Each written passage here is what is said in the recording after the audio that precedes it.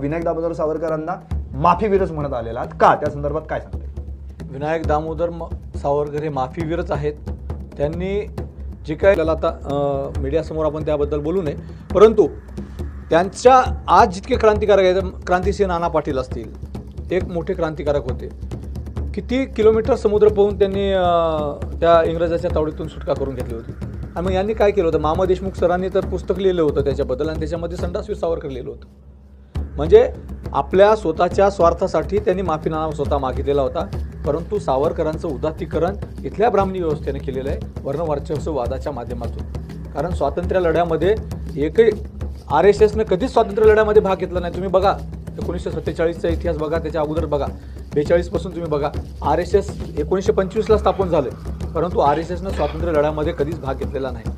आणि त्यामुळं यांना स्वातंत्र्यवीर म्हणणं ते अत्यंत चुकीचं आहे. फक्त आणि फक्त